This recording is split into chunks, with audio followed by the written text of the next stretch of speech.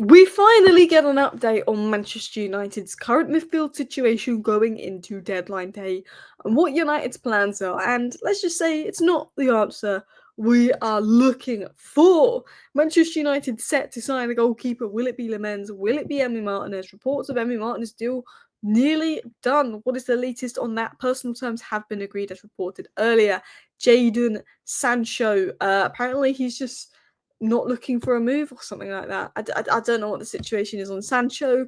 Maino still wants out. We will talk about the latest on Antony. And the journalist who has literally got everything he said about Manchester United wrong this summer linked us to Angelo Stiller, but that has been confirmed as fake news. So yeah, let's dive into all the latest Manchester United news coming out late tonight, the day before deadline day. I'm going to round up all the latest news that's come out recently in the next 10 minutes for you guys. So feel free to hit that like button and of course subscribe down below if you're new. But let's get into the news. As it stands, Manchester United are unlikely to sign a midfielder tomorrow. I'm praying we sign one. We need to sign one. I'm deludedly convincing myself we're going to sign one, but there's talk of we want a midfielder or it might be a loan. It's looking unlikely. Look, I want to wake up to Bomber. Man United have made a bid for a Wharton or a Baleba. I want to wake up to that kind of Bomber, please, Manchester United, because look, Ruben Amorim has made it clear and demanded you went and signed a midfielder. And look, I get the whole quality over quantity. There's no point signing a player for the sake of it and realising they're just not good enough, and then that could affect our chances of getting Baleba next summer.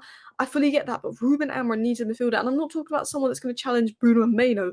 I'm talking about someone that's going to challenge Ugarte Casemiro for the 6th role. I think Casemiro's been good the last few games, but he's not got the legs. Ugarte is a liability in possession. As soon as you press Ugarte, it is trouble. Ruben Amorim needs a midfielder. Let's be honest. If it's going to work under Ruben Amorim, 3 things need to happen. A goalie that isn't an idiot, okay, tick, boom. A midfielder that can cover ground, please deliver. And Amorim needs to learn how to control games. You know, we start games really well. Even last season, we started so many games really well under Amorim, missed a load of chances. We have a really good first half. The opposition come out in the second half, adjust their tactics because they figured out what we're doing, high press us. Amorim doesn't have an answer for that. Or we have a lead and we struggle to control it. Fulham, for example, Burnley, got chaotic in the end.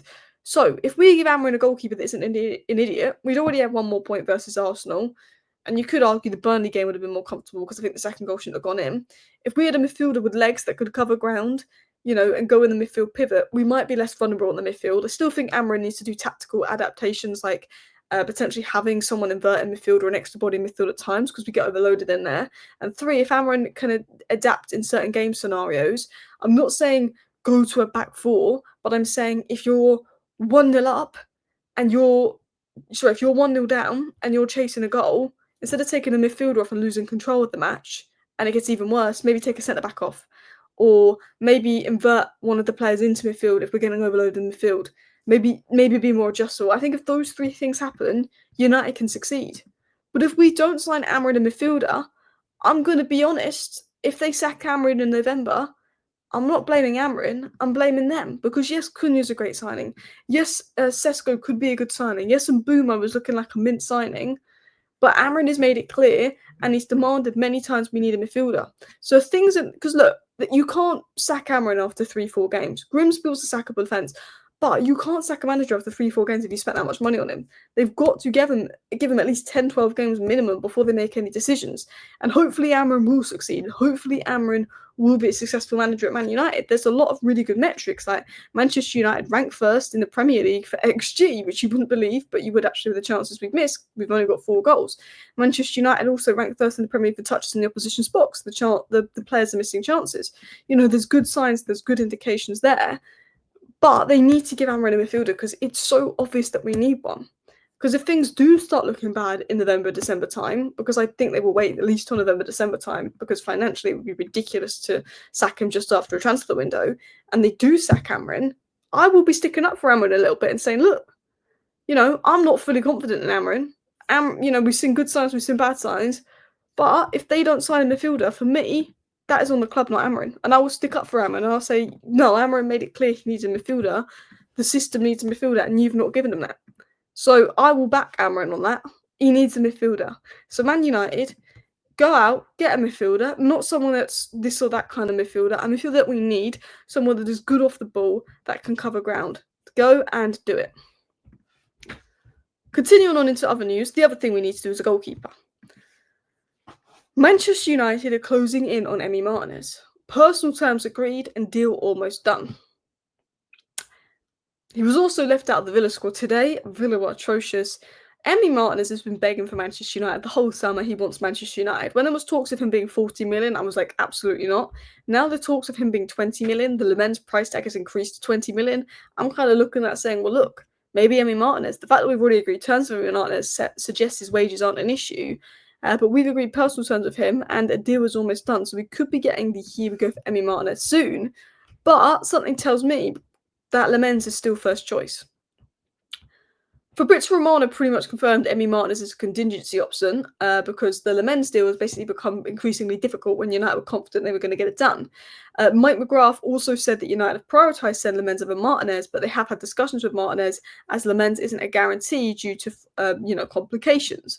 AKA Royal Antwerp are being complicated, but the Turkish clubs in for Le Mans are looking at Edison and other options. I think they've already got a replacement for Le Mans, Royal Antwerp, so they need to sell Le Mans. So I do think United are likely using Emi Martinez to get the Le Mans price down so they can stop asking for a ridiculous fee. But we'll have to see. We'll have to see. The Le Mans price tag increased about 7 million since Man United went for him. Fenerbahce would have gotten for about 7 million less. So maybe we're using Emi Martinez to get Le Mans down. Maybe we want Emi Martinez, but I'm confident regardless that Man United will sign a goalkeeper tomorrow. Talking of Jadon Sancho isn't making any decisions on his future yet. Villa have asked about his situation, said Fabrizio Romano. So I don't think Jadon Sancho realises that there's less than 24 hours until the transfer window shuts, Jadon. Not making any decisions. I don't know. Apparently social media just think he's more interested in his girlfriend and the money and the lifestyle than playing football, which is a shame. I think Roma would have been a really good move for him. I think Jadon Sancho knows if he waits till deadline day, we're just going to do something stupid like cave and pay half his wages so we can go out on loan. Jadon Sancho knows, and he's played us, that he wants to run down his contract because he gets a big sign-on fee for the club he joins next year. Man United won't want him staying on his wages and not playing, so they'd rather pay half his wages for him to go out on loan. And I reckon Dortmund will do something sneaky tomorrow, but there is reports that Dortmund don't want him, but we'll have to wait and see. Romano also gave an update that Maino still wants to leave on loan, but due to Mount and Cunha's injuries, Manchester United are blocking the exit, which is good. I think if we went and signed a big midfielder, maybe an opportunity for Maino leaves opens up. But we're Bruno injury away from a Ugarte Casemiro pivot, and then they're only fit midfielders because Collier's out on loan. Like, we can't let Maino go, and I don't want Maino to go. I don't think he fully suits Amorim's system because Maino isn't the kind of midfielder that wants to run a million miles. But I think if Amorim can adapt the system because he's got such a good player in Maino and we can get an athletic player to play next to Maino, we've got a generational talent there. So that is the latest on Maino.